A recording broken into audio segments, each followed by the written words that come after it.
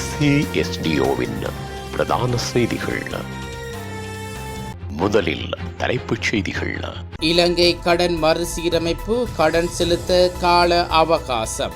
இலங்கையில் பறவை காய்ச்சலால் விலங்கின பொருட்கள் இறக்குமதிக்கு தடை.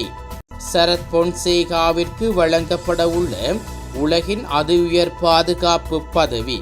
யாழ்ப்பாணத்தில் பெரும் துயரச் சம்பவம், பரிதாபமாக உயிரிழந்த சிறுவன். தீவிரமடையும் போர் பரட்டம், புடின் விடுவித்துள்ள எச்சரிக்கை. தொடர்வன விரிவான செய்திகள். தாயக செய்திகள். பெரிஸ் கிளப் மற்றும் சீனா ஆகிய தரப்புகளுக்கும் இலங்கை அரசாங்கத்துக்கும் இடையிலான கடன் மறுசீரமைப்பு உடன்படிக்கை கச்சாத்திடப்பட உள்ளது.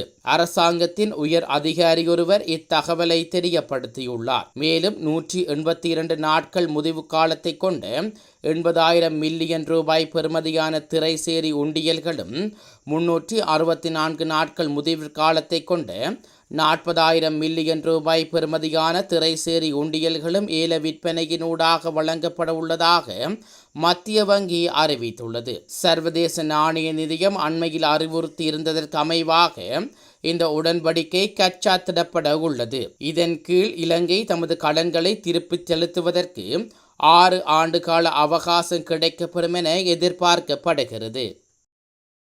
பறவை காய்ச்சல் பதிவாகியுள்ள எந்த ஒரு நாட்டிலுமிருந்தும் விலங்குகள் அல்லது விலங்கின பொருட்களை இறக்குமதிக்கு செய்வதற்கு அனுமதி இல்லை என கால்நடை உற்பத்தி மற்றும் சுகாதார திணைக்களம் தெரிவித்துள்ளது. பல நாடுகளில் மீண்டும் தலை தூக்கியுள்ள பறவை காய்ச்சல் நோய்க்கிருமி நுண்ணுயிர் நுளம்பு உள்நுழைவதை தடுப்பதற்கான இந்த நடவடிக்கை எடுக்கப்பட்டுள்ளதாக திணைக்களத்தின் பணிப்பாளர் நாயகன் டாக்டர் ஹெமலி ஹொத்தலாவ தெரிவித்துள்ளார். எனவே இது குறித்து தேவையில்லாத அச்சத்தை ஏற்படுத்த வேண்டாம் எனவும் அவர் மேலும் கோரியுள்ளார்.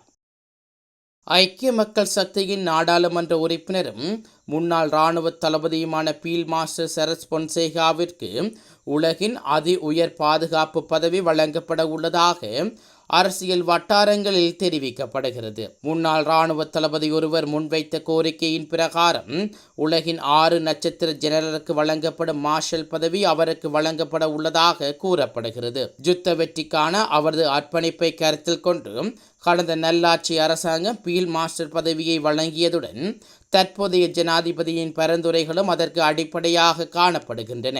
எனினும் பொன்சேகாவிற்கு வழங்கப்படுவதற்கு முன்மொழியப்பட்டுள்ள மார்ஷல் பதவி சில உலக தலைவர்கள் மற்றும் இராணுவ அதிகாரிகளுக்கு மட்டுமே வழங்கப்பட்டுள்ளதாக தெரிவிக்கப்படுகிறது. யாழ் அச்சுவேலி பகுதியில் குடல் அலர்ஜி நோயினால் சிறுவனொருவர் உயிரிழந்துள்ள சம்பவம் அப்பகுதியில் பெரும் சோகத்தை ஏற்படுத்தியுள்ளது. இச்சம்பவத்தில் அச்சுவேலி மேற்கு பகுதியைச் சேர்ந்த கபிலன் கபிஷன் என்ற சிறுவனே உயிரிழந்துள்ளார். சம்பவம் தொடர்பில் மேலும் தெரிய வருவதாவது, குறித்த சிறுவனுக்கு நேற்று முன்தினம் திகதியிலிருந்து வாந்தி ஏற்பட்டுள்ளது. பிரேத பரிசோதனையில் குடல் அலர்ஜி நோயினால் குறித்த மரணம் சம்பவித்ததாக தெரிய வந்துள்ளது. சடலம் மீதான மரண விசாரணைகளை திடீர் மரண விசாரணை அதிகாரி ஜெயபாலசிங்கம் மேற்கொண்டார். உடற்கூற்று பரிசோதனைகளின் பின்னர் சடலம் உறவினர்களிடம் ஒப்படைக்கப்பட்டது. இதனையடுத்து சிறுவன் அச்சுவேலி வைத்தியசாலையில் அனுமதிக்கப்பட்டு யாழ்ப்பாண போதனா வைத்தியசாலைக்கு கொண்டு செல்லும் வழியில் உயிரிழந்துள்ளார். உலகச் செய்திகள். ரஷ்யாவின் இறையாண்மையை காப்பாற்ற கடைசி அஸ்திரமாக அணுவாயுதத்தை பயன்படுத்த உள்ளதாக எச்சரிக்கை விடுவிக்கப்பட்டுள்ளது.